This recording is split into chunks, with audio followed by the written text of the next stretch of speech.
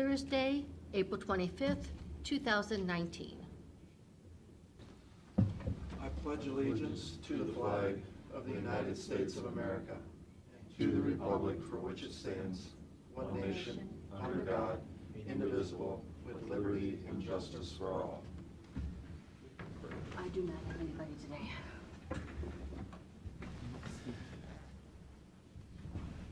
Does this take a child to work in?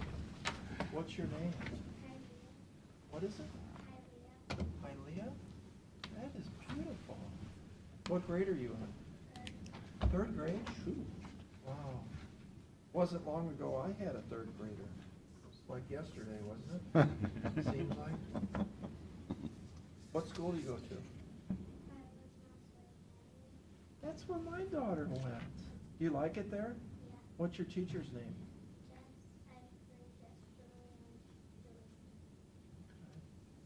Nice. So, do you want to do something? Like, do you have anything to say, or you want to talk about anything in particular? Nothing? See the dog pound. You just. Now you're talking, now you're talking. So- It's hard to beat the dog pound. So, and I don't, if your mommy would've asked me, we could've arranged this, so maybe next year, but when my daughter went to work with me, and she still talks about it to this day, I took her to the sheriff's office, took her to the dog pound, but the highlight was I took her out to the sewer plant, and we got to walk around the tanks and see all the stuff floating on top. That's where the toilets go. And she goes, she went in and told her teacher, she said, yeah, and my dad made me go to the sewer plant. She still talks about that. So if you ever want to see the sewer plant, we can arrange that for you. No? Wise beyond your years. All right, so we have a bid opening. Ready, Matt? Yes, and I was informed there were no bids turned in, so the county engineer will go back to the drawing board, figuratively speaking, on that project. Didn't we rebid this? This was supposed to be, yeah, the rebid, yeah, we had the initial bid about a month ago, Yeah. I want to say, and That's what I remember. the bids were over the estimate, so he raised it a little bit, but What Fair. is the problem? Estimate's too low? my guess is it could be a combination estimate, still be a little too low, but also, I mean, you know, the time of year, contractors are Busy. busy, yeah, they're starting to get busy, they've loaded up on the work really soon, for the first half of the year. All right. We'll Well, see. Thanks anyway. Thank you. Yeah.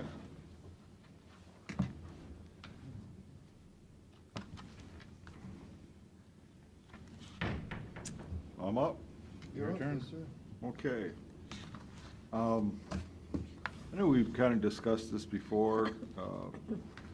The city of Sandusky is, you know, if they're moved downtown, is requested to have some parking spaces available in our parking garage for their staff vehicles. I received a draft lease from the city, forwarded to our esteemed legal counsel. He redid the agreement, and I have his first draft here. I just kind of want to go over some of the highlights with you guys. Okay. Just get your thoughts on this. It's for a 5-year period with up to 4 renewals at 5 years each. There's a 90-day out clause. It's talking about 15 spaces. We have the location in the basement on the west side. And the cost is $20 per space per month. Payable in advance starting June 1st. There's also a clause in here about, you know, if we happen to close the parking garage for downtown events, you know, where they're closing off streets, that type of thing, such as Bike Week and Cruising by the Bay, you know, that they have to get out of there as well. And also about where we would designate the spaces that the city would provide the signs for those spots, and we would install them. That's kind of the highlights out of this. Although there's quite a few other things, it's about 10 pages long. Kind of details everything out there, but essentially, I mean, we're still responsible for, you know, maintenance and upkeep of the parking garage. How much do we normally spend on maintenance and upkeep and? Well, we don't have obviously, there's light and there's power down there, but we don't have the, you know, it's one just big meter for the whole building and the parking garage, so we don't have it split out. But obviously, there's a cost, there's a camera system in there. Of course, it's in the whole building, but also at the parking garage. We don't necessarily have those costs broke out, but those are costs. But the big thing is every 3 years, we clean and seal that parking garage, which is, I want to say roughly about 60,000. I didn't look, but I'm thinking next year is probably the year we have to do that. Yeah, I don't think we've done it in a while. Right. Yeah, a lot of problems too with, I think we've had a lot of problems with stuff going on down there. Well, I mean, it was, what about, I want to say 3-4 years ago, where somebody shot out a bunch of our windows with a BB gun or pellet gun or something like that. But I mean, even, I've heard rumors of things going on in the roof about. I think since the cameras have been in there, They're not on the roof though, are they? Or no, they are on the roof. That's how we know what's going on. Yeah, I said, Well, that- we have video footage of things going on.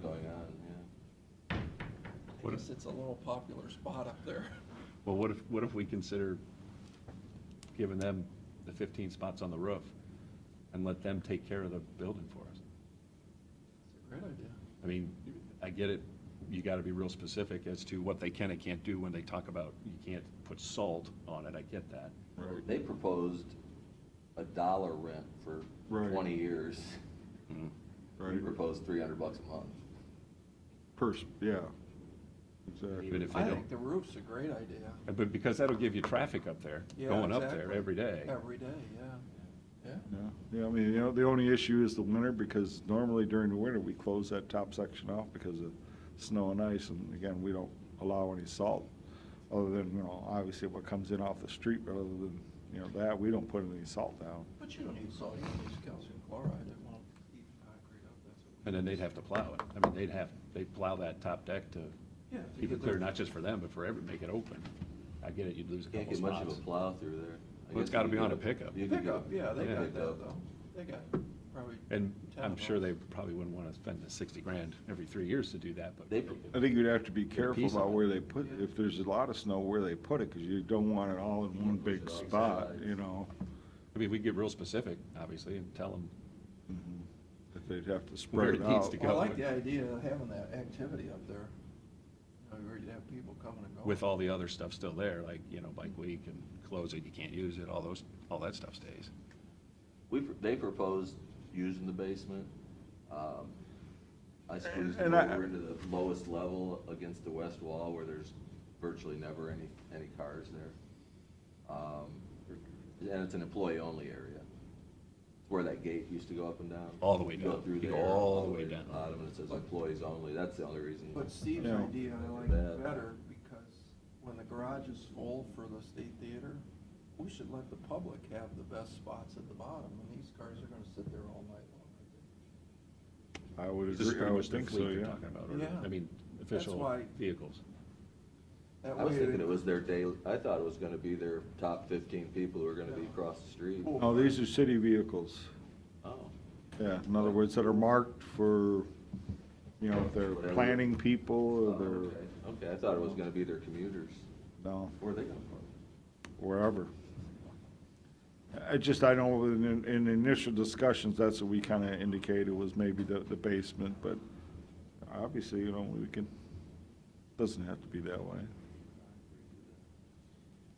Well, I've seen some of the videos of stuff going on up there, and it's, That'd be another income little stream for scary. the county? huh? Another income stream for the county? Yeah, yeah, Yeah, Paper maybe, feed. something like that. But yeah, I think it's, you know, that, I guess I can say drug activity, and, you know, it's a matter of time when something bad could happen, you know, between two parties. And it's just too, we should do something. And maybe Are put they the gonna cars be, up. will they be, are we thinking they're gonna like have these things parked there, or they're gonna be regularly using them? Supposedly they're for regular use. But it's probably a combination too, I'm sure, you know, if they're Like, sedans or something. Traffic, they wouldn't just be sitting there. Yeah, like I our put in, they little can't cars, store right, there, I yeah, put in right. for regular daily parking, but. Right. You can adjust all that stuff. They did have, in their proposal, they did have storage, but I put in there no storing any machinery or anything other than. Which is passenger fine, vehicle. yeah, right, no, that's the way it should I be. do that anyway, it's outside. What would, what's, Depends how bad you want them. I'm kind of curious, if you're saying it's $50,000 or $60,000 every 3 years for an argument Yeah, to do the maintenance. say it's 20 grand a year. 20 grand a year. Plus our people, we've got a special sweeper down there, and they also, I think they wash it down a couple times a year anyway, too. So let's say with electricity and so forth, you probably got 30 grand a year for an argument to maintain that place. Why, I mean, most garages I've ever been in, you had to pay to park. Why is ours free? Well, I can't tell you, I mean, some of the discussions we had was, where it started out is they wanted, you know, spaces for, again, the city fleet, and also spaces for residential. We gave them a really high price on the residential, and essentially, I think the last go-around we had was, you know, we wanted $40 a month for residential space, but we'll let you have your 15 for nothing. It But was you kind of the also- last thing we Right, but. threw out there to But them. right now, it's free, isn't it? Sure. So if I live there, for instance, why can't I just park my car there for free? Sure. Well, I think that's the, What are you gonna do? that's the conclusion I think they came up with. They just said, hey, we're gonna drop the residential Because piece. you can use it for free anyway. Sure. I think the signage in there is maximum 48 hours. Right. Because people were doing that. Currently, That's what they're gonna do now. but I don't see what I think is a lot of residential parking there, because I don't see a lot of vehicles that are there. Not now, but No, I once they mean open regu- up 100 apartments, you're gonna have a regularly. lot, you're gonna have 100 people looking for a space to park. Well, they opened up whatever the old Erie Inn, what's it called? Rieger? Yeah, the Rieger. But those. I don't think we're getting, I think there's one guy who they I don't think have is from cars there, who here. parks in the handicap spot up every day, but he Well, comes and that was goes all the supposedly time. mostly senior living, so Yeah, they I'm might not. not even have a car, they're Right. just walking to where they're going. Well, you should come up with some way, like Steve's saying, to pay the maintenance. Somehow, there should be something. And I guess, You know, Matt, $300 a month is Berlin not much. Heights doesn't use that parking garage, so why should he have to pay? But I don't use it. So, I mean, we have to look at the county as a whole. yeah, I mean, I understand them. I'm not sure, you know, if I'm Gary Wilner, I'm saying, well, I don't want, you know, the cities, whoever they hire to do the cleaning and sealing, he doesn't want them to be under their direction, want them to be under our direction. Why? Yeah. What's the difference? Tell them what to do, it's, I mean, not rocket science. Mm-hmm. Pressure washing it and cleaning it. and We sealing saving any, I mean, is there a significant time Well, savings? maybe, like you know, we just maybe said, there's the a city certain does kind it? of sealant we want on it, as opposed to something that really doesn't do any good. Yeah. Probably you can just increase the rent.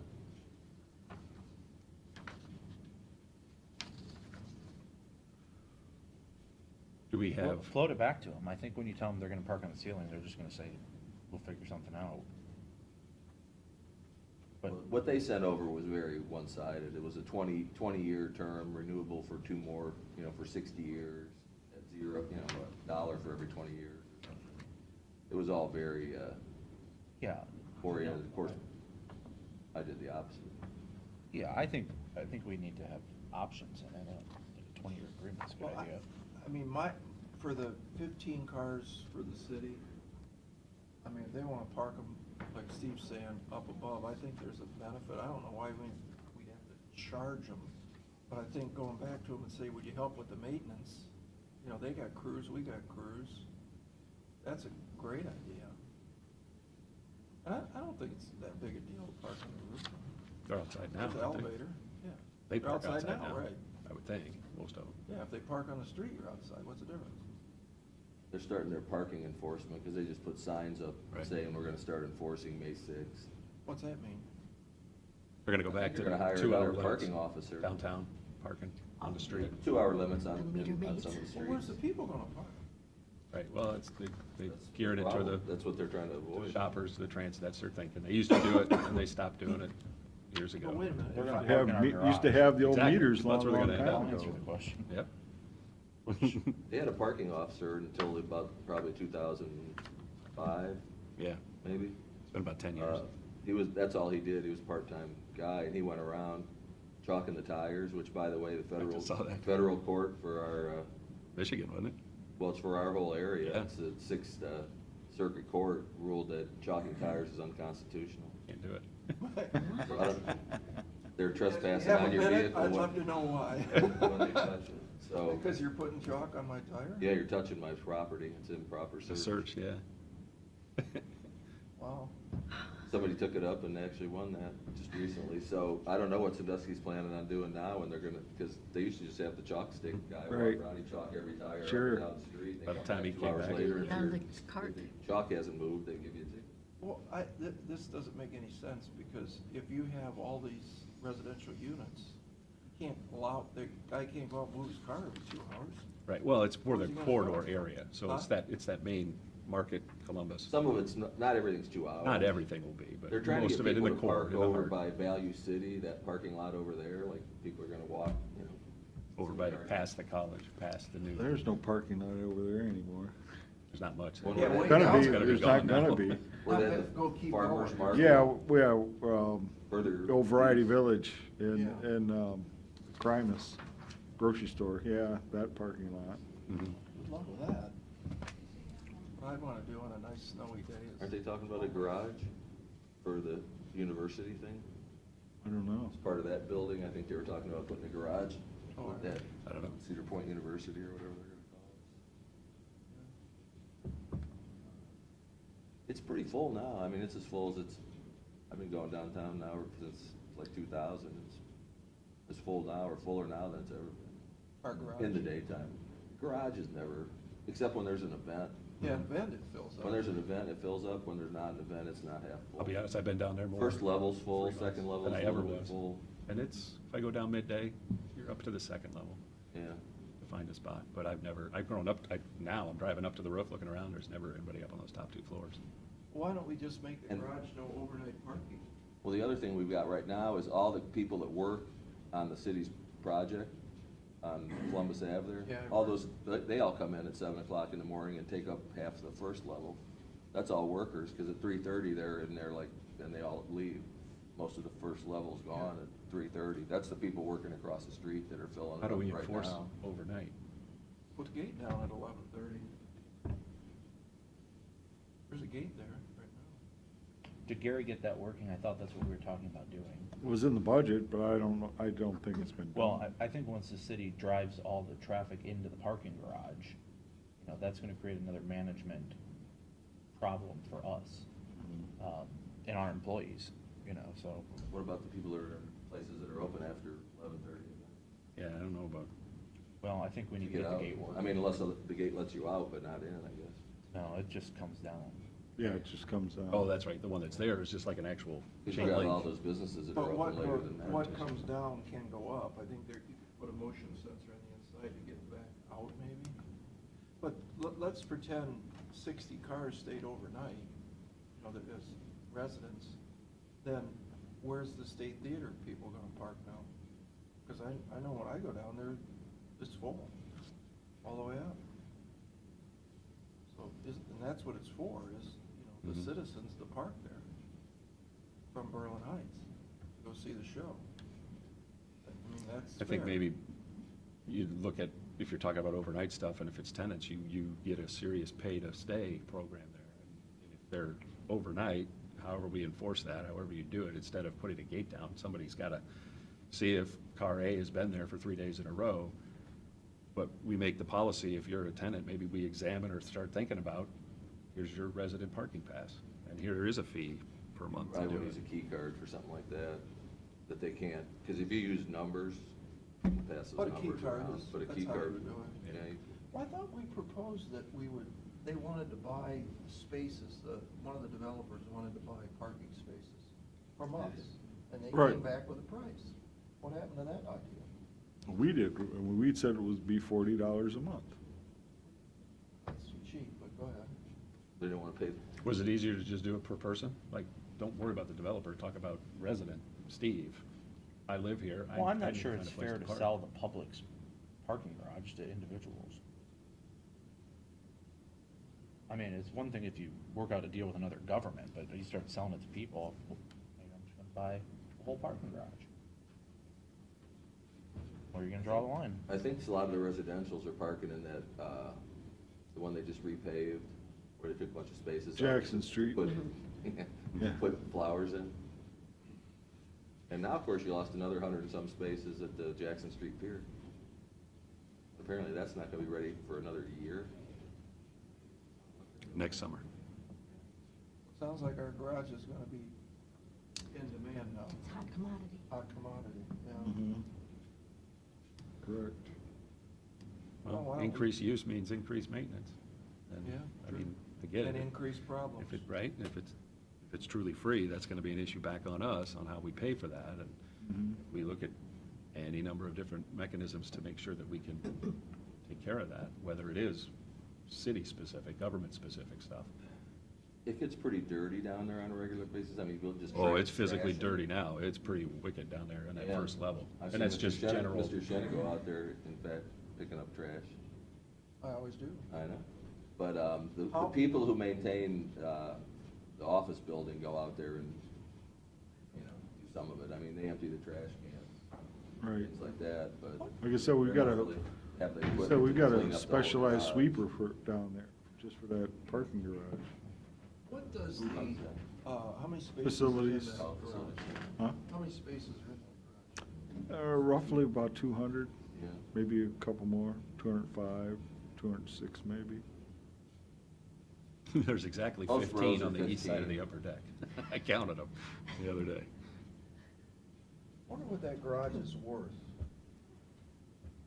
What's the value of a two Oh, hundred space parking garage? We have replacement value, I don't know. I think, when we built it, I think it was a cost allocated to, I wanna say it was between 3 and 4 million.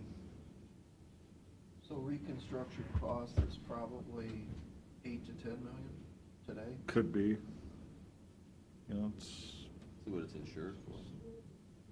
20, almost 25 years old. So probably 10 million. Could be. Well, why don't we sleep on this and maybe broach the idea with them about the fleet spaces, broach the idea about maintenance, potentially sharing. Talk to them, because I think it's in the city's best interest to make sure there's spaces for the state theater, And just in general. just in general. For their Yeah, they're- downtown. You know, we want to work with them in redeveloping downtown, and you got to keep spots open.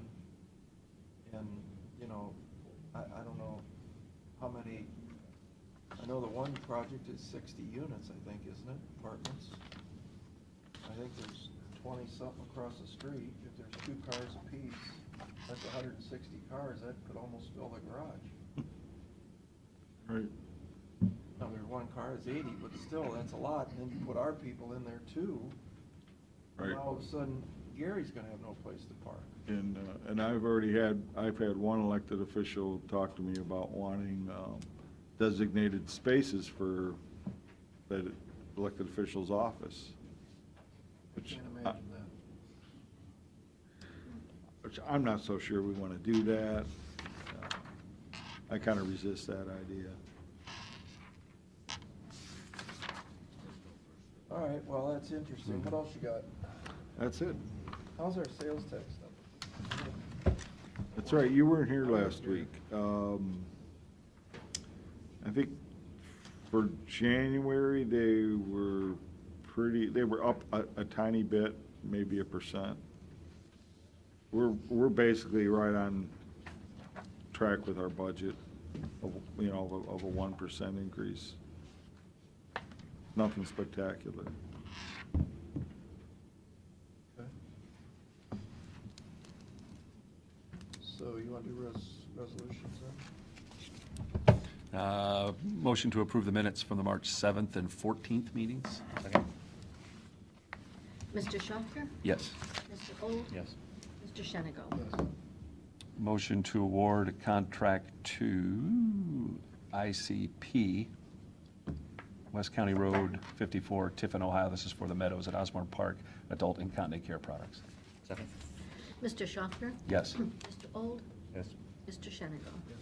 Move for adoption resolution of the Board of Commissioners, Erie County, authorizing the county auditor to make budget modifications. Second. Mr. Schaffner? Yes. Mr. Old? Yes. Mr. Shenigo? Yes. Move for adoption of the Board of County Commissioners for the purpose of executing payment of then and now certification presented by the county auditor. Second. Mr. Schaffner? Yes. Mr. Old? Yes. Mr. Shenigo?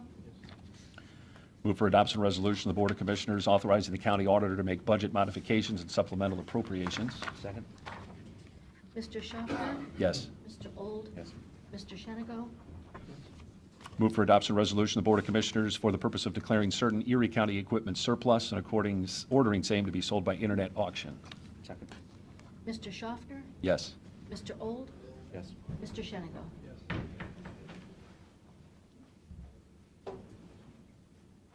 Move for adoption of a resolution of the Board of Commissioners for the purpose of entering into a service maintenance agreement with Vazu Communications Incorporated. Second.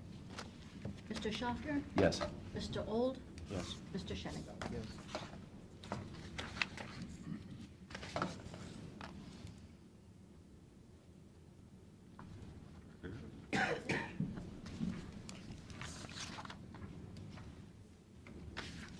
So, I guess we'll move on to the third, this is finance, It is. public. Unless you want to do more. Okay. I will. All right, Mr. Moyer, how are you today, sir? Good. We're here for our third and final public hearing. John, you got some new videos to show on Yeah, we have a couple infiltration. new videos to show. Let me know when you're ready. Okay. So, for those that are here new this time, these are the guys from DOES in water, sewer, collection, so forth. And This what what it they're is. gonna do is they prepared a video of what the problem is, so they're gonna tell what the problem is. We don't have the solution, and you're gonna find out as we go through this problem. But picture's worth 1,000 words, and just, they'll go through it that way. Since we have some people here, we might go through the whole, just do a real quick. Go overview. through it. Yes, Let me get it for up real everybody. quick. So we Okay. got new people here. 1 second, I gotta get. Are you ready? 1 second. Okay, that's fine. Trying to load. Sorry about that.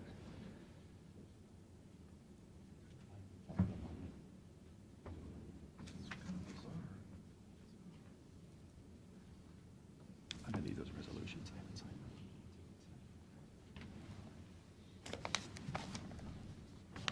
One more. And John's loading this, we're going through, we have, we're gonna order some US EPA, Ohio EPA to fix our sewer system. And next few years, we have to get this done. It's not kind of a baby we do, we have to do this now. Take care of our system. And we're gonna go through an overview for you guys to see what we need to do. Go up for comments.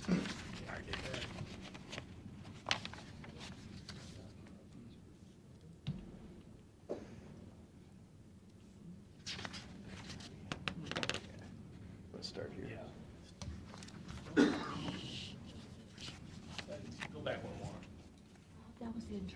negotiation for 2 years. EPA is requiring us, we've been negotiating, we've signed agreements now, US EPA, Ohio EPA. We have to fix these problems, and we'll go through here. We have a lot of infiltration in our sewer system, That's what day you were. and a lot of SSOs, we have to take care of those. Here you can see our sanitary system in a dry situation, a bottom situation, it's a wet situation. What happens, we get a lot of rain, it infiltrates in our sewer system, and it's fecal matter on top of that, and eventually you pump it out, it goes into the creek, and goes into the leak area. And you can notice here, just one of our treatment plants, and this happens at all 3 of them, but this one in particular, we get 500,000 gallons of sewage a day, that's our average dry weather. We get a little bit of rain, it's 6 million gallons plus a day. We go from 500,000 gallons to 6 million, just like that. And this is our problem. This is City of Sandusky, this is Cleveland, this is everywhere in the United States right now. What's going on in our systems. We have an aging infrastructure. So, Dave, explain what those pictures are, because some people might not know. John, you can explain these if you want. Sure, the picture on the left, you could see, that's inside of a manhole. Those are streams of water. It's kind of hard to see up there, but streams of water shooting in from the sides of the manhole joints. That's infiltration. The next picture, the one in the middle, that's another picture of infiltration. That's a pipe joint where pipes are butted up against each other, and water's coming in through that joint, leaking joint. Next picture, the first one to the right, is a picture of tree roots protruding into the sanitary sewer. So if roots can get in, water can get in as well. Roots, when they start forming in the sewer, they actually will take up capacity in the sewer. So if we get a heavy rainfall event, sewers will start backing up, they'll start overflowing. That's where we have to go out, put a pump in the sewer, pump right into a ditch or into some water body usually. So, John, explain what I did every time about the sewer pipe is how deep, because some people might not understand it. It's filled with stone and it gets water, so, and the water goes here. Right. So explain that in a rain event, what happens. Right, so around the sewer, we usually bed our sewer pipes with gravel, number 8s and 9s size gravel. The gravel is basically like a French drain where all the groundwater will collect around the pipe. Hydraulic pressure will push down on the pipe. So if there's any failing joints or any leaks in the pipe, it'll be only worse with all the stone that's surrounding the pipe and all the water. And how many miles of pipe are we talking about? We have about 145 miles of pipe that we maintain in Erie County. So 145 miles of water, say 2 foot, 3 foot thick. 3 foot. Sitting in this stone. Just about 3 foot. It's lower than anything else. It's a giant French drain. And if the pipe leaks, it's going into the sewer system. Yeah. Water's gonna find its lowest place, it's gonna go gravity down to that sewer, it's usually 8, 10, 20 feet below the ground. This is just a pipe, this is not our pipe, but this is what happens in most cities and municipalities across the country. We're dumping basically into Lake Erie, and other lakes and rivers across the country. Causing algae blooms. Our treatment plants are only designed to hold or actually treat so much, X amount of flow per rain event. So once the flow actually goes above what the treatment capacity is, that's where, again, where we have to put a pump in place, and that's where we put raw sewage in the Lake Erie. So we have to do that, though, to prevent any basement backups or overflows in the sanitary system, so nobody has property damage, personal damage. You'll see some signs, mostly from City of Sandusky, different creeks along the lake, raw sewage, whatever. And those are called what? Those are like warning signs. You'll But see no, them. they're called CSOs? CSOs. CSOs in the Yep. city, we're SSOs. SSOs. Yeah, the difference is we don't have combined sewers. The county doesn't. Cities, other places, normally the rainwater in the gutter goes down, same place that you flush your toilet, it all goes together, and when it rains too much, it overwhelms. We're dealing with a dedicated sanitary system, but as they're talking about, when it rains, it's still coming into the system. And then it gets to our treatment plant, that's when we have to, like, what do we do with this? I guess if you just blocked it off, then, you know, what does it do? It backs up, so we can't do that. That's why we have to release it. Yeah, so here's the action required by EPA. We've been ordered to fix these things. We don't fix it. If we just don't do anything, the US EPA can find us over $53,000 per day. And Ohio EPA is $10,000 per day. And actually, at $53,000 a day, it's negotiated down to that amount, believe it or not. So we have a lot of improvements we got to do in the next 5 to 6 years. We have $16 million, $18 million worth of work we have to do to, you know, meet requirements of US EPA and Ohio EPA. Yes?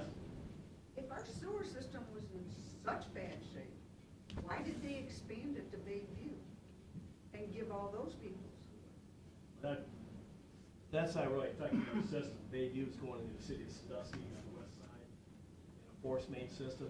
Actually, Bayview, that system going on the west side is not causing any problems, because that's a fixed system now, and that's cleaned up the sewage problem in Bayview areas. That's one on the west side of Sandusky, and their plant. We're going, and most of ours is on the High Creek and Plum Brook area. Okay, East so- side of the city. of Sandusky. My sewer system was brand new in 2006. So how does this affect my sewer system? Where do you live at? Stroke Road and Campbell. I mean, I got the papers right here of when it was put in. Well, some sewers are lined and some sewers are newer, just like some houses are newer and some old homes are older. We're still on this together. I know that doesn't. But I paid over $7,000 in 2006, so now you're gonna make me pay this too? We don't know what we're gonna make you pay yet until we figure out what we have to do. We're doing an I&I study right now on our sewer to see where our problems are at. Down the road, yeah, we're all in this together. We're all gonna fix something. We don't really know that much about this situation yet. That's why EPA right now is saying you guys have to figure out where the problems are at, what the problems are. We don't even know exactly what the problems are yet. Well, let keep going, and it'll make sense to you when they tell you what they're doing now. Could this be a thing where it's the Huron plants, not the Sandusky plants that are the problem with? Now, You so mean that's- Sawmill Sawmill, they're. and they're in Mitawanga, Huron, right? and Mitawanga too. Just trying to go, you talked about closing two of them maybe and going into one. The Mitawanga's gotta be closed, there's no doubt. I mean, that's a 1950 piece of junk, Yeah, with 2x8 rafters. We're on the worst Ohio Yeah. EPA. We have to close that. So that's, 22 or 21? Yeah, I mean, it's not working, and they have problems with it. It's gonna cost millions to rebuild it, and we can pump the sewage down to Sawmill. Here, Here in Mason. Or, well, first, but yeah, that one's here in Basin, I'm sorry. Part of that is in, so, but it's still millions to run a pipe, through Mitawanga. So that's Project A. Sawmill, you could replace, you don't have to replace. That would be a cost benefit if it makes sense. Some people say it does, some people say, but that's not really what they're talking about now. What they've done, I guess I'll cut to the chase, is you got, how many manholes in the county? 3,500 something. So we stuck a meter, 55 meters, that we rented for $90,000. And we got these meters in there that every time it rains, all hands on deck, they go out and lift the manholes, and we're trying to figure out, so if you had a meter here and a meter 2 miles away, we're trying to register how the flow goes up during the course of the rain event. We know it's sump pumps, we know it's gutter drains.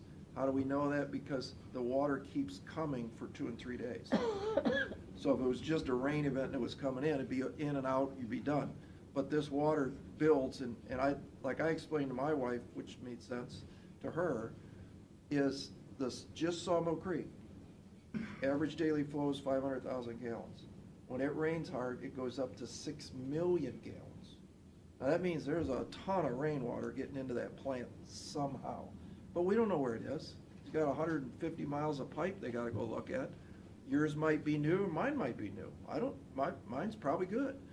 But you go down Bogart Road where a lot of those are, and you got, some houses there have clay tile still, from the olden days. And that clay tile on the sanitary lateral coming to the house could be broke, could be trees, could be the connection point where it meets, that's where a lot of the problems are, where the saddle is. Well, if that's shifted over the years, that could be broke. We don't know. But they're gonna take a year and they're gonna think about this and they're gonna get the results. So we'll start out at, 10 miles apart, let's say. And then we're gonna move it into 5 miles. We're gonna go out and we're gonna go, wow, there is something huge happening right here. We might get lucky and find there's one giant leak. And I'll tell you the story that they told me years ago. Rye Beach and Cleveland Road, there was a water line break years ago.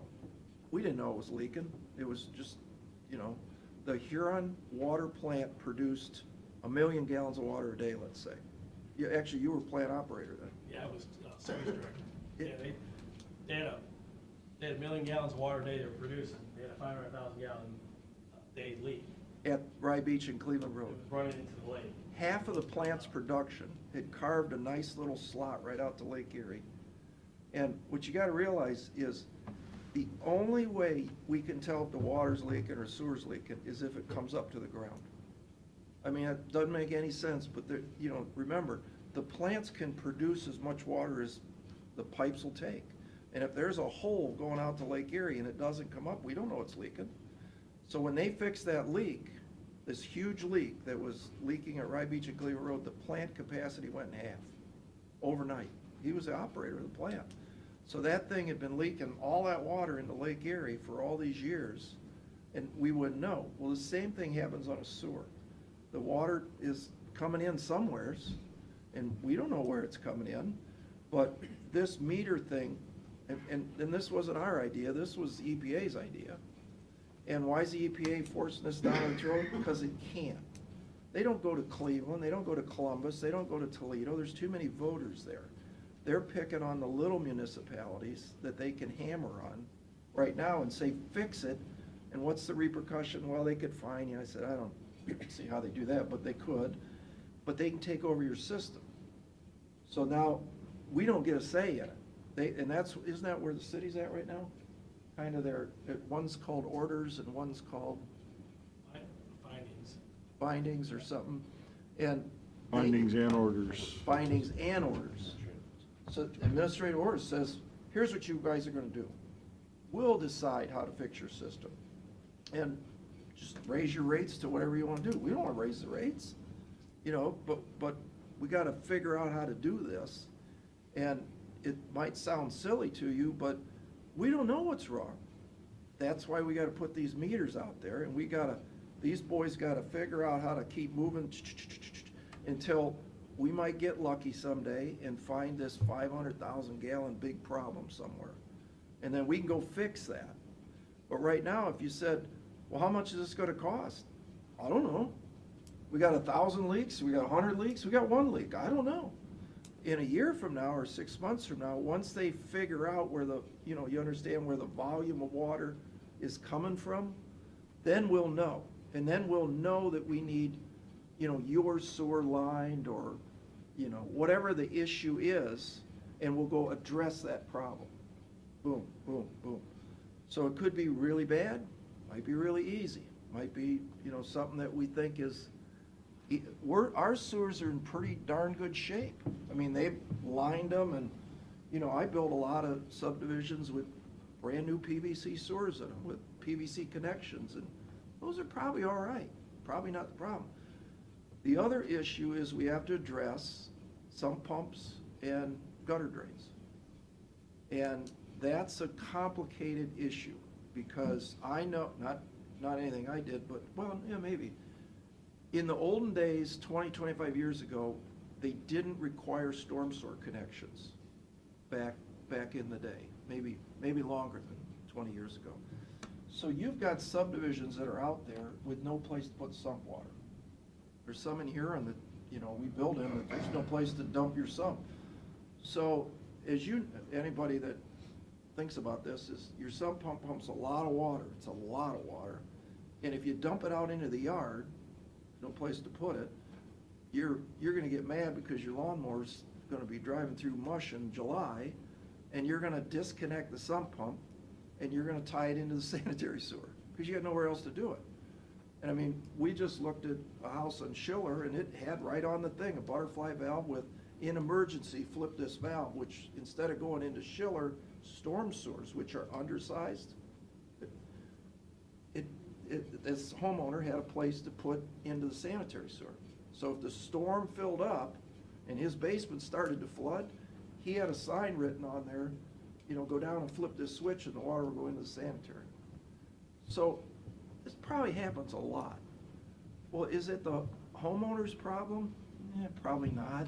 I mean, you know, in the end, we gotta figure out what are we gonna do with this water? Because the homeowner doesn't want it in his yard, you wouldn't. But we gotta figure out a place to put it. And that's where this is really complicated. It's gonna take a while to figure out, and maybe we're wrong, maybe it's not sump pumps. Maybe it's some giant leak out on Ransom Road that we don't know anything about. But a year from now, 6 months to a year, we're gonna be a lot smarter on where the problems are, how much it's gonna cost to fix, how we gonna pay for it. So right now, we're dipping our toe into the water, and we need some money to do that. You know, we don't wanna raise your sewer rates. We want utilities that cost less. I mean, that's my feeling anyway. But yet, you know, the problem, in my opinion, and for years and years, and I just couldn't get the votes to do it, I think water and sewer should be tied to inflation. That's what we do on our rents and everything else. It goes up by CPI. So what your milk goes up and your bread goes up, the rate should go up. Nobody wants to do that because it's not politically correct. But the problem is, if you buy a loaf of bread in 1990 and you paid $1 for it, you can't buy it for the same price today. It's just inflation. It's what happens to all of us. A movie ticket, you know, take gasoline out of the equation, but just normal things that you buy. Your own home that you bought for $100,000 might be worth $200,000 now. It's just life. These boys get a raise, you know, which, you know, not a lot of raise, right? They went years with no raises. But, you know, our pipe we buy, PVC, to fix stuff, our backhoe fuel that we buy, we have to buy a new backhoe. You know, the other one wears out. All that is a cost to run the division. This division is the best I've seen. These guys are hardworking guys. These are not your typical, you know, government workers. These guys are out on Easter Sunday fixing a leak in District B. And they're worth every penny we pay them. But you can't expect them to work for free for the same price 20 years, because they can't buy the bread then. So they should get a 1.5% raise. That's fair. But if your sewer rates don't go up and your fixed costs continue to rise, then all of a sudden, 12 years goes by, and we got to do, like the city of Sandusky did, that huge water line rate. It's because they hadn't raised their water rates in 15 years, and they were broke. So they let it go until emergency happens, and then they're out of money. So I think what we're saying is, we know something's going to happen. We don't want to raise your water and sewer rates. That's the last thing we want to do. But I think the EPA has said to us that you got to do something here, boys. We don't have the cash in the bank to do it. You know, they operate at a very small margin every year. I can't lay off 3 more people because they wouldn't get the work done. And I mean, we're at bare bones where we are, and we have been that for a long time. So we got to do something. That's what we're here today is, well, what do we do here? And ma'am, I understand your pain, because I live in a new subdivision or a newer home. Why should I pay? I just paid for a brand new sewer when I bought my lot, and I get that. I mean, I get that too, but I can't single him out because I don't know if he's the problem. You know, I mean, it's like, who's the problem? We don't know. Maybe there is no problem. Maybe we're gonna get lucky and find that 500,000-gallon water leak problem. I don't know. But we'll be smarter in 6 months to a year, and what we want to do is do a little something. You know, like a monthly charge or, I mean, I don't know. We'd like to raise some money now rather than wait to 5 years from now and go, we're gonna have the double sewer rates. So you want to increase on top of the 3% that you just got?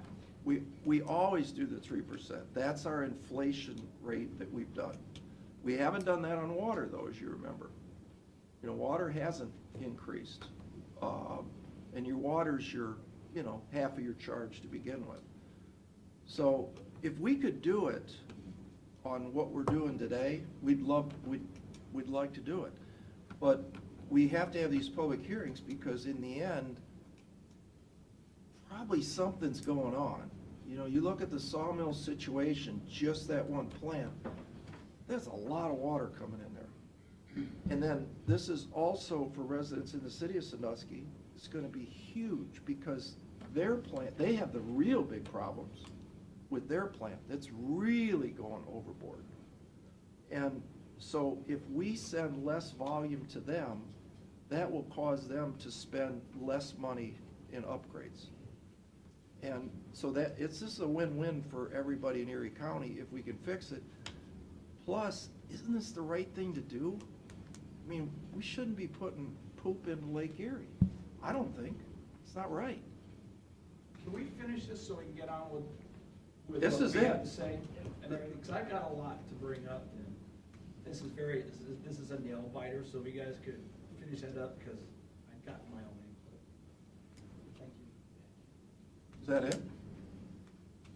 Yeah, dude, that's Yeah, pretty good. good. We can go right ahead. Do you want to see any new videos or anything you guys Yeah, wanna show see? the video. Okay. Yeah. Let's-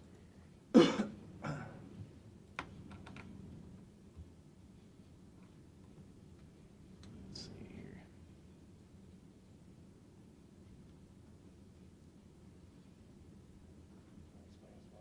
Yeah, well, I think this is the infiltration. Let's check. Yeah, so as you guys can see, that's an old clay, vitrified clay pipe. What you're seeing there is the pipe's actually separated and water is infiltrating. Again, kind of what we were talking about. Go to another one. Bogart 3, Sweetwater.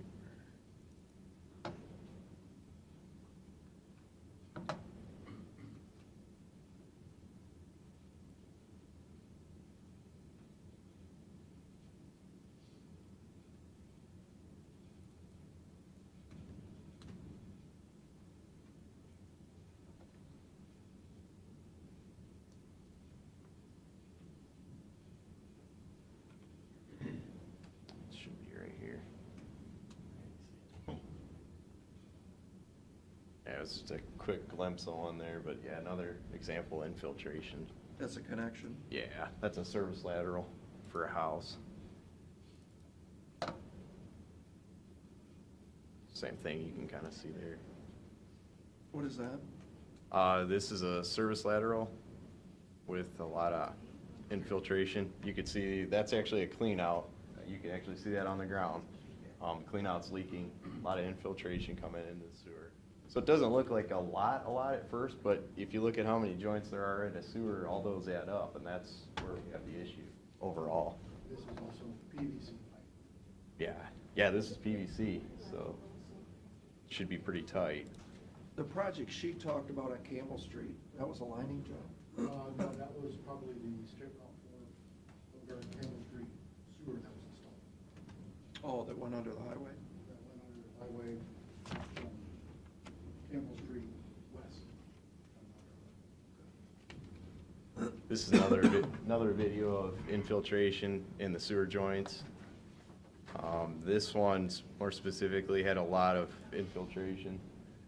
Are these coming from private property laterals? These actually, this right here is a county-owned sewer, but the laterals Yeah, are, I know what the laterals are. okay, they're on the side. $5,400 and some dollars a long time ago.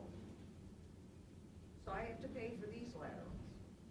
Well, it's countywide, that, we don't know exactly where And you this won't- is And you at. won't know for a while. So Right. That's what half the dilemma is here, is we have a situation with no answers from you guys, and we won't know anything for another year. So my whole thing is this whole, part of this thing is this article really shouldn't have come out like it did. But finish your whole thing, this is good, I'm enjoying this actually, it's good information. We've hired a Pogemeyer engineering firm to assist us with our I&I study, to help us with the report to USEPA. John, do you want to click through, because the next slide might give a little more light when it talks about, because what the EPA has said, you know, as part of this project, there are things that we are under absolute orders have to do, and that's, I think the next slide will show that. Yeah, let me go to that.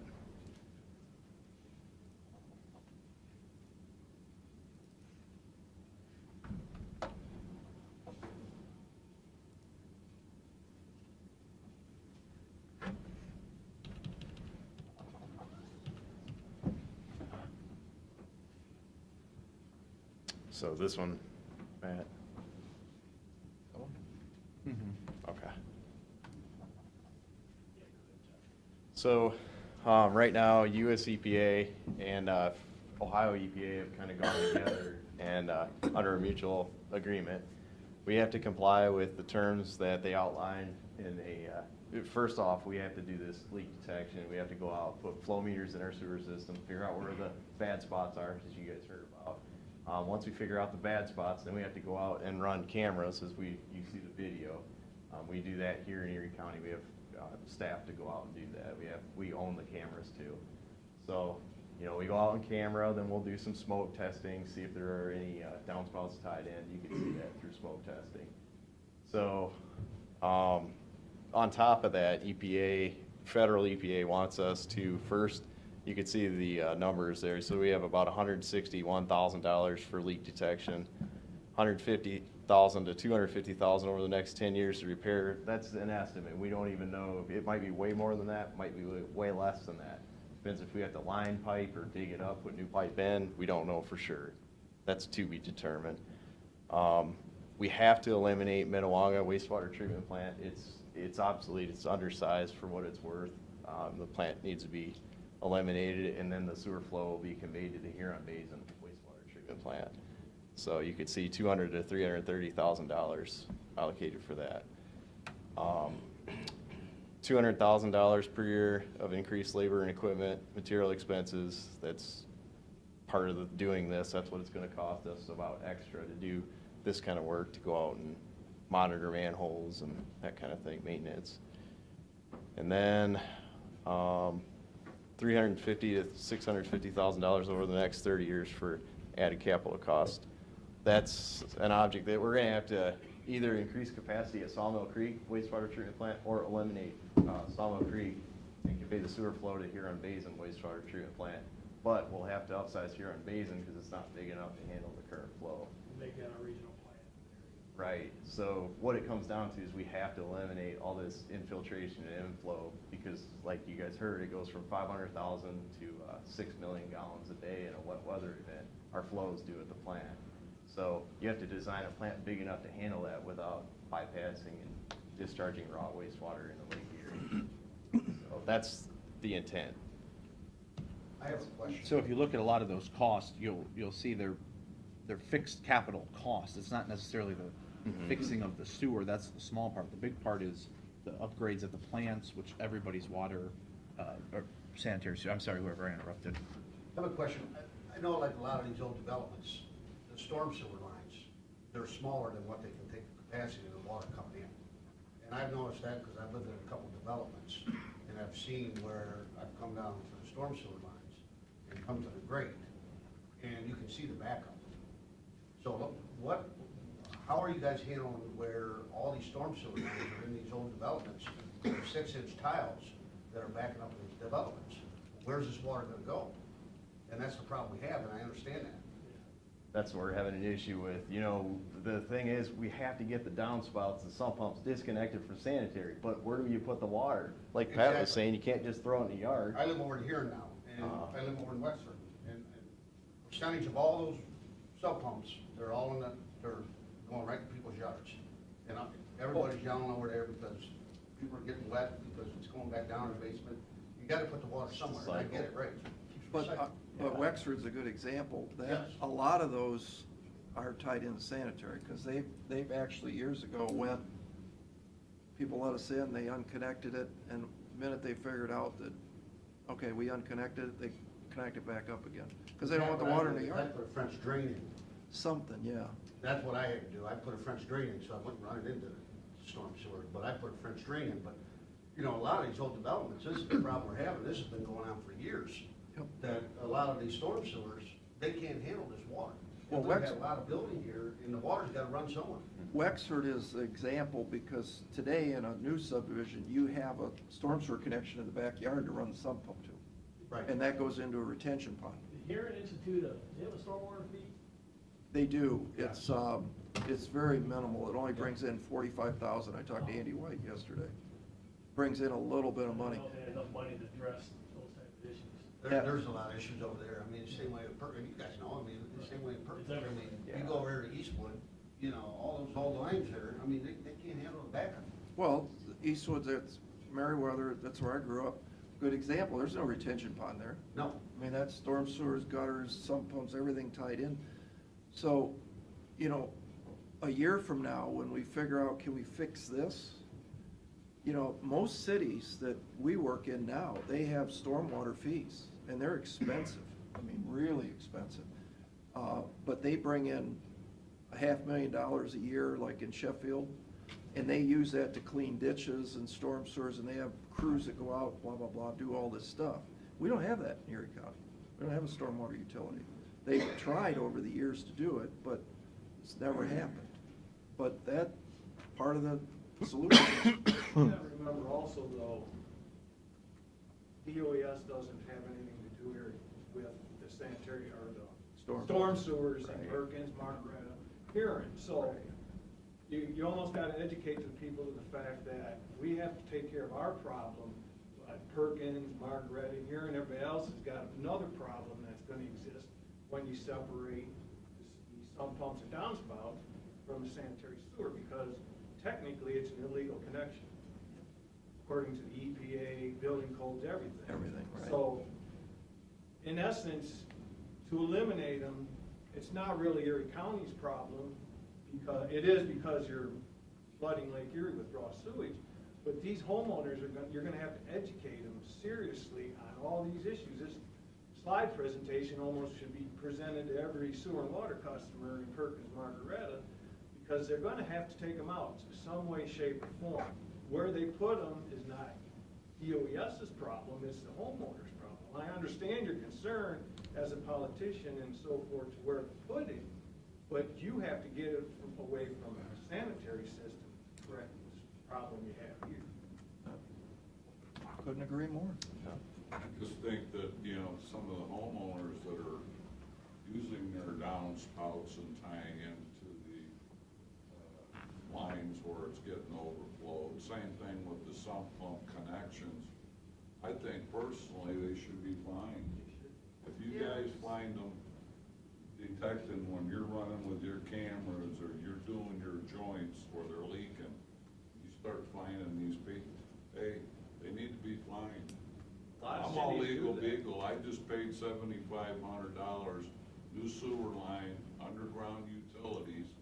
Under Monroe, I had my aerator system collapse. I've seen 2 water increases since Mr. Monahan and Mr. Barrow departed, and now I see a 3% increase on my sewage, and now I'm seeing this. So, you know, hey, stick it to them. I got one other question. How much water is Kalahari discharging? Quite a bit. Huh? Quite a bit. Where's it going? Sanitary sewer, but it has to. We should. It has to. Well, that's pretty good size overload there. Sewer we especially did. in the summer. But not water. Yeah, but it's all. Did you say you had 2 water rate increases? Sewer. Did you say? Yeah, I believe it's two. No, there's none. We haven't raised water. None, no, I heard that We've that been was. getting water increases. Oh, yeah. Sewer, it's Sewer. on your sewer. But not on the Water. Water, the last time we did water was 2016 and 2017, just on the water part. The sewer part, yes, there's been a 3% increase from 2000. I'm talking about water. Right.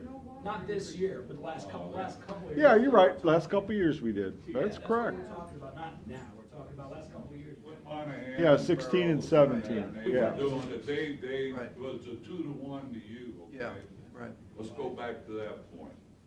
Are we Well- done, are we done with this yet? You guys got one? Well, you got something to He's say? ready. say He's it. ready. We're here for feedback, I'm just, yeah. Yeah. it's like we're around this freaking vicious little circle, man. It's just like, it's frustrating for me to see this in the paper where it's basically, I mean, they put it all on you, Mr. Wold, where it's, you know, it's an accusation that illegal hookups, and they specify specific communities. And the thing is, they did this with no information from you guys. And the thing is you guys should have come out immediately when this thing came out and said, no, that's not exactly what we said. What should have been said is, we have a problem. And not say, we have a problem from these specific communities. We have a problem we're investigating, and if you happen to have a sump pump hooked up or gutters hooked up, that's in violation, and you need to see that it's taken care of. And the thing is you make a point of saying, it's the right thing to do. You know what I mean? Well, it became the right thing to do once the EPA threatened to fine us. This has been going on from 500 to 6 million for how long, guys? Quite a while. And now because we're gonna get this fine, all of a sudden it's like, now we need to do something about it. It's the right thing to do. I think you're right. I know where you're going with this, but you know, the right thing to do, because years ago, these guys went around all these homes and said, take your sump pumps out, take your gutters out. Yep. And they turn around, you know, after they left years ago, they turn around and put them back in again. I'm one of Then those, they should be fined. I'm one of those Should be guys who fined. got, I lived just across, I was sent here, I spent 30 years in the Coast Guard, was sent here in my last unit, bought a house. The same day I went and bought my house, I was about ready to move in, they crushed the damn septic system, now I don't have a toilet in my house. You know what I mean? And they started installing it. I was the same way with these people. They're my next door neighbors. All my gutters were hooked up to my septic system. My sump pump was hooked up to my septic system. And it's been fine. And when they came in, they cut everything. They even cut the tiles around my house for my sump pump. So now I just had to get that fixed for $20,000. But what pisses me off now is 20,000? yes, Waterproof your 20,000. basement. They have to waterproof the basement. You have to put 2 tiles around the house, around the outside, inside the basement. It's insane what you have to do to fix it. The thing is it's frustrating when you're talking about they're not going to go after Columbus. They're going to go after little communities like Erie County. And you guys point out these little communities, but the problem is you guys are now coming after us in these little communities. So I feel a little on a threatened side here because I went out, I took a tour of the sewer plant, did not talk to you guys. Nice plant out there on Huron Road, the main one. There's plenty of room to expand.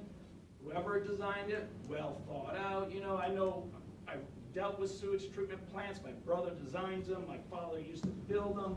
I know all about aerobic and anaerobic and all that garbage. Nice facility, really nice facility. But the thing is I understand where you guys are going. We're going to need to come out. We got to expand and not even address what these guys are doing right now, right away, is every video you showed me showed a leaking pipe. And what that brings me back is to our water issues. When that damn thing was installed, it was installed improperly. I mean, I was one of them who found it. I used to ride my bike down 250 right near Kalahari, and there's a fire main leaking. It wasn't wasn't spraying the water like you see on TV, it was just leaking into the ditch, filling the ditch full of water. And I reported it, and they said, yeah, we'll get to it. I'll tell you what, I rode by that water leak for 2 weeks before someone got around to fixing the water leak. Dave? And another thing is that happens. I've talked to Waze, but I don't think. it was No, two this was weeks. years ago. This is several years ago. But the thing is. 'Cause we usually don't wait to fix water main breaks, we buy our water, so it's stuck in our rate. Yeah, well, the thing is it's not relevant now, this is years ago. My question is you had this water line installed incorrectly. I mean, there's a whole bunch of mess. I thought we were gonna find out what the final solution, whatever happened to the gravel that was bought and not used, and there's a whole bunch of accusations made in the paper about what this group, not the same guys, but positions, did.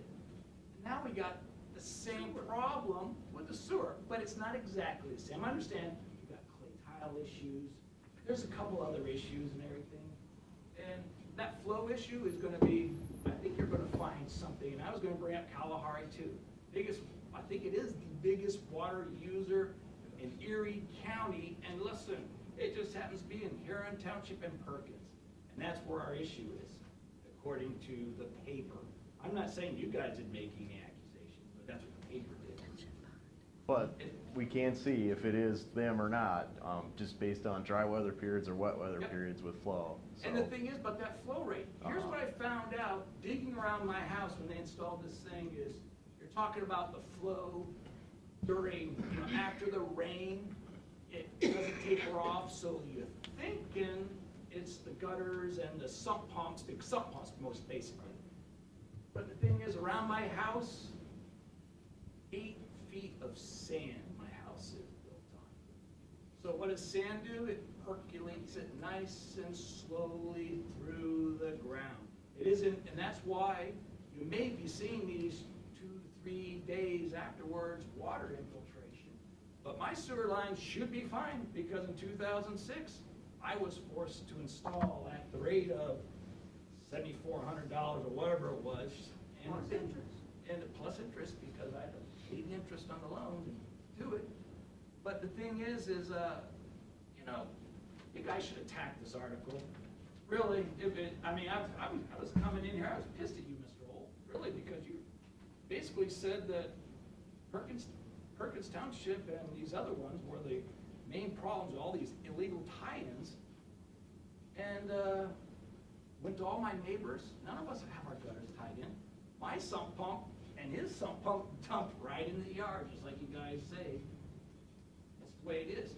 And you know what? I have a giant ditch down the back of my house. I had to pay $11 to the county to have it mowed like once a quarter, I think it is. Not even, I think it's twice a year I have to pay. And I asked about that, and they said, well, it's due to usage fee. Well, none of my crap runs into it. What does run into it is stuff coming across from Windermere. You know what I mean? They're not taxed for that, but I am. But the thing is I understand your issue now. I appreciate you guys. That video, I went to the sewage treatment plant, got a tour, so I understand where it was coming at. I did not talk to you guys. You guys are busy. Couldn't get a hold of you guys. But I completely understand it, but this article was crap, and you guys should really address how the paper addresses some of this stuff. And what it is if you got leaks in your pipes from joints, it happens, I understand that. But we gotta, that isn't just 3 or 4 communities, right? You can't just say, you and you and you, you're it, without these flow rates or information from it. But I don't know how you can say, Perkins Township, yeah, you got the flow rate problem, so you gotta pay for all of this? Or is it Perkins Township, we're gonna have to dig up all your lines and we're going to inspect them all? You know what I mean? Okay, I understand that, but I thought the whole idea behind being tied into a county system is that the county takes, it isn't just one person in the county, it's the entire county shares load of stuff. I think that's what you meant. they will. And that's what we do basically right now. Yeah. Anything we're doing would be on the countywide system. Most of the countywide system, the vast majority, is in Perkins and Huron. Sandusky has theirs, but that's the Sandusky system, and there's a little bit over in Castelia, in the Margaret area, but the vast majority of our, Vermillion has their own, out where I live in Berlin Heights, Milan, Oxford, Groton, they don't have it. You know, so really, I didn't mean to single out and say that these No, communities. but that's what the people. Yeah, do. yeah, It's- no, I understand, but any fee or increase we would do would be countywide, because everybody does use the system. Well, So I just have wanna make, I wanna you clarify that considered- point. We did a hotel tax to hook up Kalahari for that field to play a game. Ever thought of maybe increasing due to the fact that, what is this area? It used to be industrial, but this area is now a recreational haven and everything. And we have to deal with all these people coming into our hotels and, not our hotels, but the hotels and using it. Kalahari, I think that, you gotta really. Well, I think when it comes to bed tax, that is something we've talked about and sort of encouraged Columbus to change the law. I understand, yes. Perkins Township, the city of, any municipality below the county can use bed tax money for whatever they want. The county can only use bed tax money by Ohio law to promote tourism. So, you know. What better way to promote it Then than say not- we have toilets? Agreed. I agree. Agreed. We agree. We have- agree. We've talked to Columbus about let us use bed tax to fix this problem, but it's gotta be Columbus. But that requires you writing to your legislators and allowing them to fix that, and we're supportive of that, yeah. I mean, that's, We'd love you to do it. yeah, that is, Because, yeah, tourism is, nobody wants, you know, something in their lake, right? For tourism. Whatever you do, don't use bread as an example, because when I bought bread in the Navy, it was $1. I can still go and buy bread, $1 loaf right now. Now, that's. I don't know where you're getting your So, bread at, just I let don't you get it know. for $1. You can. Well, you're buying that Wonder Bread, and Cam makes me eat that fancy. Oh, the health fancy stuff. $4 bread? Yeah, $4 bread.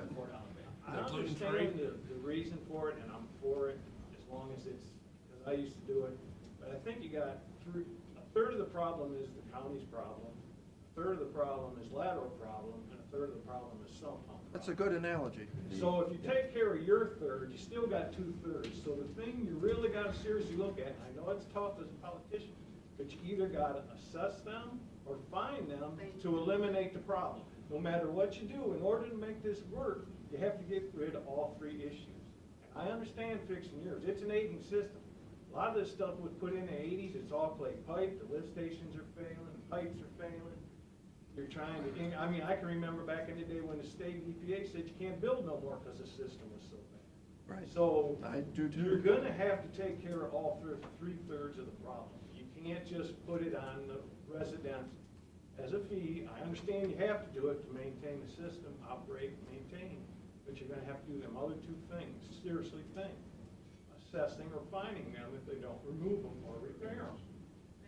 It should have been in this write-up, any violators about the sump pumps and the gutters going into the sewer, you will be fined. Well, we have to do that first, but, you Yeah. know, I agree with you. I mean, there's gotta be some, but you know. Because that was the whole problem 20 years ago when we did all these basement inspections. We did them, we know what they were. Like Dave said, they changed them for a minute, but they put them back. You had no legal recourse. I don't know how you can't have a legal recourse if it's an illegal connection according to EPA, but if you have to change the county's water and sewer rules, you have to make some type of. We have a resolution against it. So, well, then at that point in time, you're legally set, fine them or assess them, that's all you can do. I mean, now, you know where the majority of it's coming from. Well, no, I don't agree with that. I think we're gonna find in 6 months some surprises. I really do think that, because just what he showed me on Bogart Road, Well, I know on Boulder Road, they're leaking connections. goofy things, I mean, I would've never thought about, but, Because when we lined Boulder Road with Sulphur Brook trunk line, but they didn't line the connection. I know, but we wanted to, but we Right. couldn't do it because we didn't have the money. Right at the main, they Should've tried done it. grouting them, but that didn't work either. As soon as you push the grout in, the ground pressure is greater than the grout. Yep. So, yeah, it's there, I know it's there. And there is a way that you can line the because connection, we were but they didn't do it, I don't know why. Well, and that's where you gotta Should. go back to is who owns the lateral up to what point? Does the resident own it to the street? No, Does no. the county own it to the Yes. right of way? Yes. No, the connection, think about it, would be in the right of way, No, the connection's at the main, which could be in the middle of the street. but it's still in the right of way. So they Well, could yeah. have lined the connection at that point Well, the only as thing we part of would the have, project. we would have had to do is we would have had to put cleanouts in up in the residence at the right of way, Bingo. property line. And Bingo. then line that section, but you still got the section from there to the houses. Bingo. You got it. Did you used to work here? Yes, I did. Yes. Oh, well, so you know, yeah, I mean, Used to be Howard's boss. you were Howard's boss? 15 years ago. Didn't you teach him anything? Oh, he didn't listen, one of the He didn't others. listen. I just have a question. I've heard about raising rates and assessments. Just out of curiosity, are there government grants? Is there outside funding? They got it for Bayview, but they didn't get it for Parkland. Well, you know, why I was involved in the Bayview, and the Bayview was an easy sell to the government, you know, our bosses, because in Bayview, there was a good storm source system. I saw it, concrete pipes.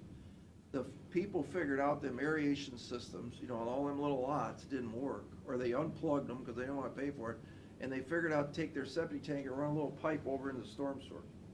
So the septic tank would fill up, and the water would just go right in the storm sewer. So you had feces with pitchers out into the bay there. And you know, I used to go out in that bay too. I'd never go out in that bay, but you saw the stuff, and it was, I mean, crazy. It was, the pitchers were worth 1,000,000 words. So the federal money was easy to get. We've asked our folks if we could get money for this project, because we're putting feces in the lake, right? That's the story. That you would think would sell. But in the end, when the scientists got done, and this goes back to politics probably, it was like 92% farm runoff. That's what the scientists say the algae is caused by the farm runoff. And of course, you talk to Farm Bureau guys, they're like, no, that's not the case. But evidently, they can measure the fecal matter in the water, and it's, of the 8% that's fecal matter, it's only like 2 or 3% is human, because you got cows and chickens and horses or whatever, and evidently they can tell what that is. So it's just not enough human fecal matter to make this a political thing. You know, right now, all you read about is algae blooms from phosphate from farm runoff. And so that's why they won't fund it. That's why the tourism dollars is a great idea, because we're a tourist place. Like you said, like it or not, that's what we are. And we're getting more and more related to that. And, you know, millions and millions of people come and swim in that lake. And I always think of Caddyshack, you know, I mean, in the end, nobody wants that, all right? So I think we need to fix it. So we just don't know how to do it. And we are going after both state and federal money for this project. I mean, It just might be a good idea to put that in the presentation, because. yeah, we're certainly going after it, but we have no guarantee of it. Yeah. I figure you were, but. Yeah. Well, and you gotta remember, how do you ask for federal money until you know what you're asking for? Yeah, We gotta have I a do project understand first, so we don't know what the project is. If we know that, you know, let's pick Bogart Road, because that's what we're talking about, that's the problem, and we go, geez, we could cut that flow in half by fixing this, we're never gonna get it 100%. But if we cut it in half, well, then that's a win. It's a win for the city, it's a win for us. And then now we could say this project's gonna cost $5 million to redo it. Now we got a project, we can go look for federal money or state money. And we got a good story to tell. And maybe we can use tourist dollars, or, you know, I don't know, but we don't know. We don't know it's Bogart Road. And that's the gist of these meetings that we've had here, these three, are to, dare I say it, join the conversation with you guys to talk about what's going on. Do we know how and why yet? No, but we have to let you know now. Otherwise, we come back in 2 years and here's your bill, and you're like, what? What do you mean? So we have to talk with this now. Hopefully, as we mentioned, 6 months to a year, hopefully sooner rather than later, we'll be able to pinpoint some things. But yeah, rest assured what they're saying, once we get a number, that also impacts what kind of money we could get from the feds or from the state to help us out, like in Bayview. There's depending on a neighborhood, or how big the neighborhood is, or income factors in the residents that live there. There's a lot of different things that come into play to get that, but we have to start this process now to get this. Rate-wise, if and when it ever comes to that, there will be another process specific to the rates. So it won't be like we're talking now, well, we might have to, we don't know, it could cost 40 million, could cost 200,000. We'll know, and if it comes to that, it's a whole nother process where we'll have the formal public hearings to talk about the specific rate increases. And we're not there now. This is just the public information meeting where we're sharing this information with you. And hopefully, we'll be able to share information with you continuously now. Certainly, if you have questions, call and ask us. But that's our job, do a job of getting that information out to you, to let folks know what's happening so we're not all of a sudden surprised, right? You go, you're not paying attention, right? We get it. It's not, you're not gonna come here and sit at every meeting. 6 months from now, all of a sudden you read something in the paper, that's what you don't want to happen. Where all of a sudden, wait, they're doing what and it's costing what? So this is the process that we're going through to start sharing this information. And we wanna make sure you know that it's not just, we're not just gonna pick numbers out of the sky and go, yeah, we might need 5 million, so let's ask for 7. That's not the way that'll work. We're gonna have the information on how we make those decisions available all the way across. So see, the problem, you're the biggest crowd we've had. Yeah. This third one. Nobody cares. Nobody comes. We thought we'd have 100 people. We really did. We thought the room would be overflowing with angry mobs of people, and nobody showed up. One meeting, there was like 2 guys here. I think you were here, and nobody cares. We don't know. I'd love the public to say, do the fines idea. I'd love somebody, the homeowner association from Wexford in here saying, damn it, you didn't put any storm sewers in, now fix it. Okay, let's see if we can do the stormwater utility in Huron. I mean, let's do something. But, until we feel we're stupid, aren't we? We sit up here like 3 stooges, and we sit here and we go, we don't know what the problem is. I was like, well, but if you worked in sewer division, how do you fix it? We'll go see where it's leaking. I mean, that's the first problem. So a year from now, I think you guys know me, I'm not about spending money. I don't want to spend $1 of your money. I want to cut your rates. Because I pay it too. I pay a lot more than you do. And because I got a lot of stuff. And I'd be the first one affected by it. But, oh well, I mean, in the end, your sewage is going down his pipe. It might be 2 miles from here, but eventually it's getting there. So it's a system that something's broke. The bad guy is the EPA, don't blame us. I mean, this has been going on, what, probably since you were here. Before, they've been, and it gets to the point where some kid, the 25-year-old kid, has got the power now, and he says, all right, you're done. We're gonna start fining you guys. That's where it's at. I mean, we drew the short straw. And if we didn't sign it, then that kid says, I'll take over your system. I'll fix your problem for you. And we go, we don't want that. I'd rather have Moyer working on it than I would some guy in Columbus that doesn't even know who we are. And testimonial. This is the best crew we've had, isn't it? I mean, they're all good workers. We got a good crew that's out there, a smaller crew. It's half the size it used to be. They're working their butts off, and I'm in private industry, so I know the jokes.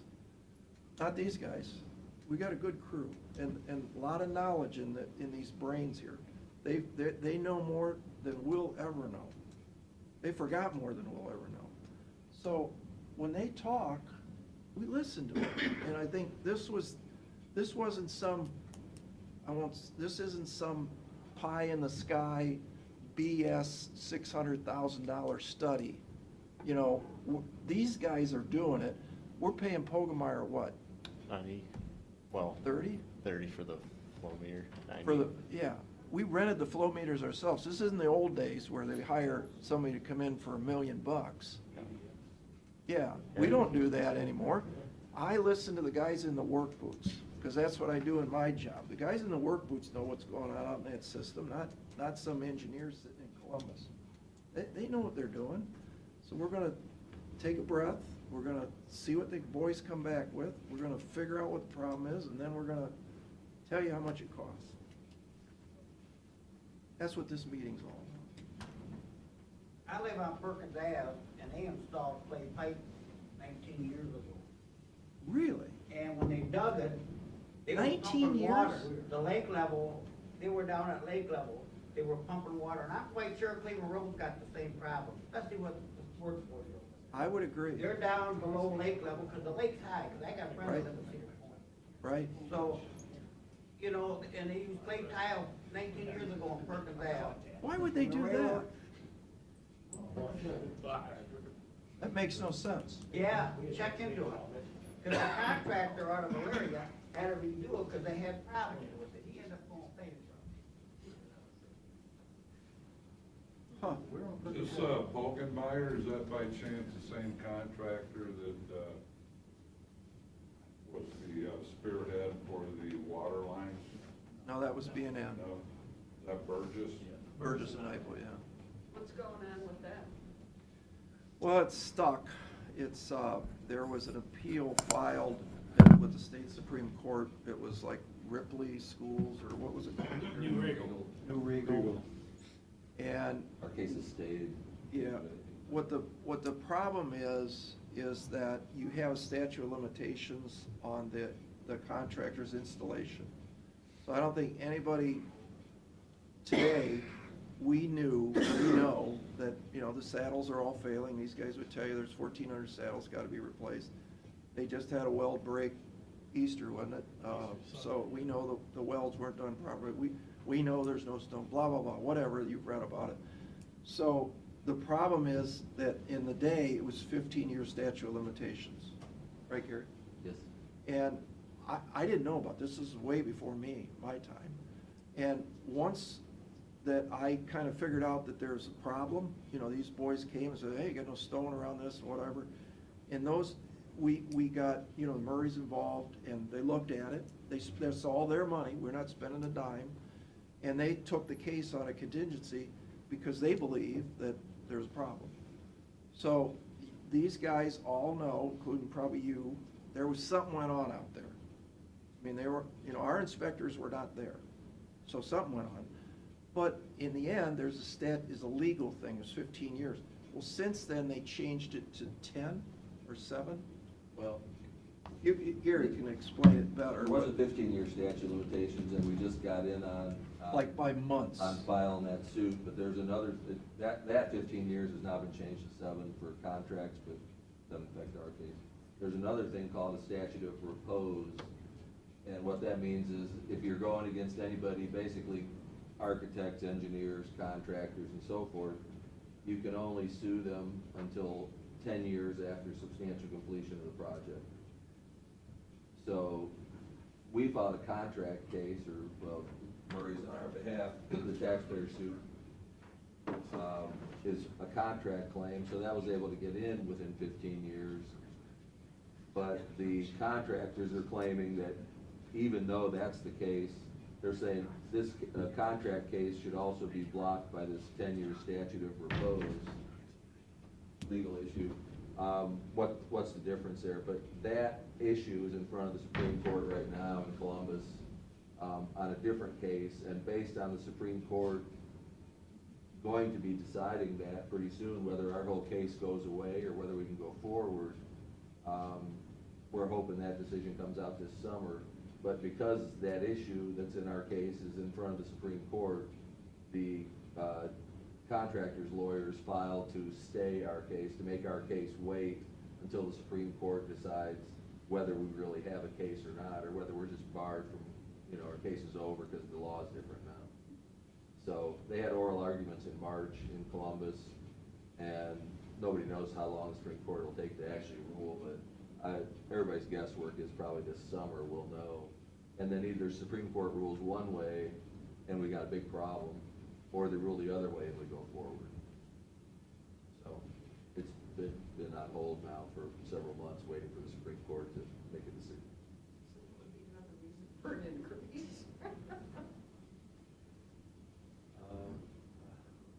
Waiting for it, as is right don't now. know.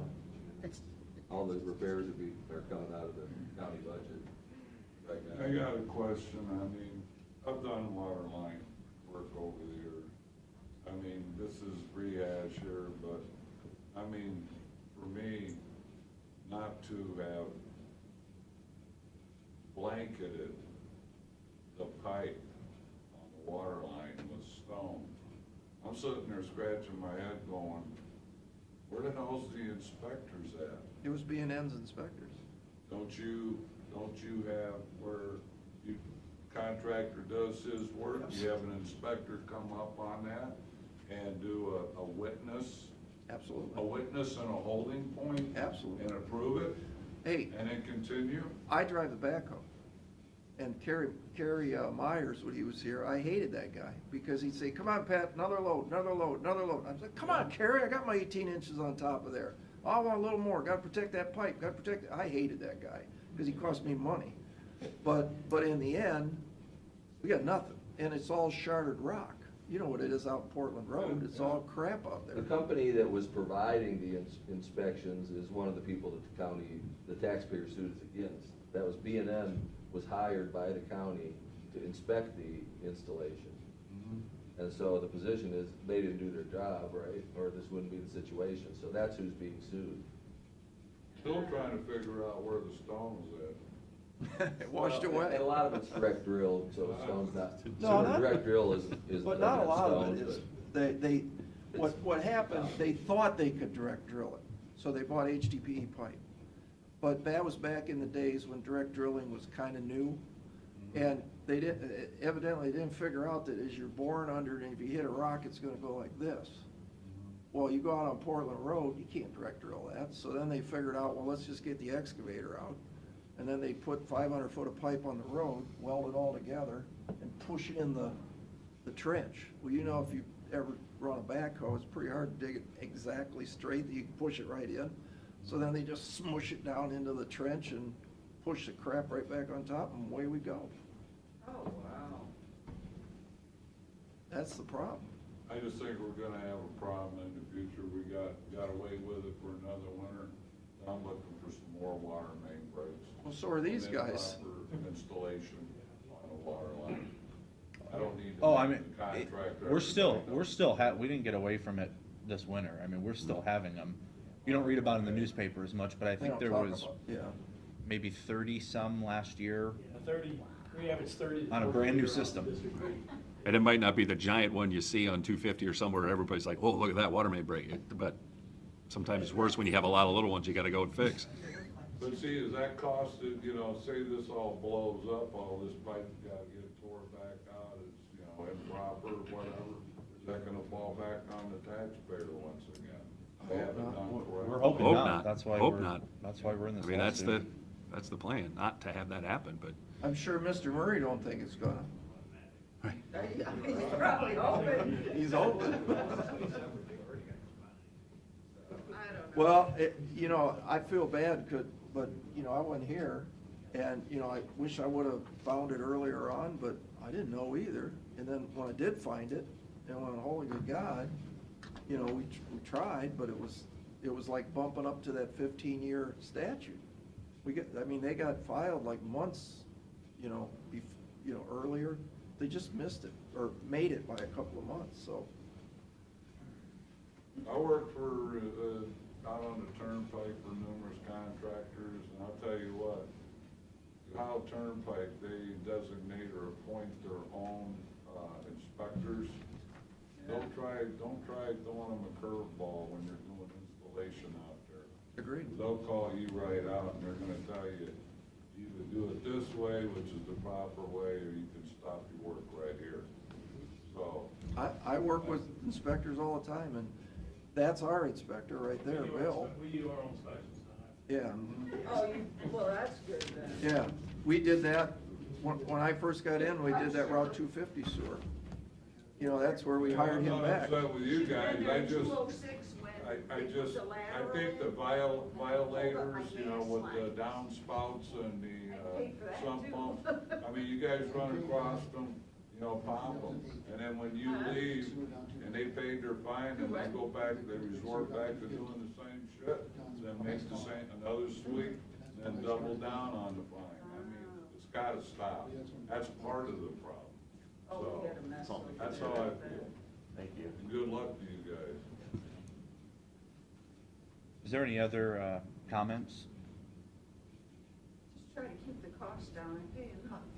No, I mean, we certainly, that's why we're trying to do this, do the work, do the due diligence, figure out what the problem is, not overcharge anybody for any waste, anything. I mean, we've tried to keep this down, keep this as small as possible, and we're hoping what we find is minimal, or something that we can fix within our basic operations. Maybe there's a big hole somewhere. Probably not, but maybe there is. But we want to find it. Do you think we should should we do more of these hearings and do them at night? Maybe, is that the time bad for people? We're retired, what's the difference? But I mean, this is the biggest crowd we've had.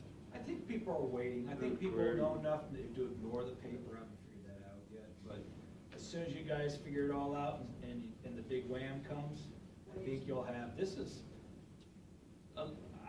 I'm shocked that I heard from them and everything, because I don't get the paper, but the bits I hear can get you fired up. And that's the reason I'm here, is because I don't like the sound what the thing said and everything, because didn't make sense. So I think you guys figure it all out. You guys come with a real plan, not A figure. You come with a Yeah, figure, and you'll get a full. I think if it's bad, you'll get. So maybe the thing to do is wait and see what the study is, which we have the money to pay the money now, and then come back with, it's $100 million, or it's $500,000, or we can fix it ourselves, Or here's the problems. And then when you find out the problems, if there's some downspouts, mains, address each one and how you're gonna pay for them. Or fine. or fine, yeah. I like that idea because that relieves me of it. I'd like to put a sewer meter on the sump pumps. That'd be another way. Yeah. Yeah, but you have to make people. That's where But you're not you even. don't want one on mine, it would register zero.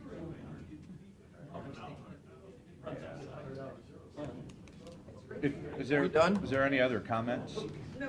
If not, I'm gonna make a motion, we adjourn. Second? Thank you for coming out. Thanks, guys. Thanks for coming. Mr. Old? Yes. Mr. Schaffner? Yes.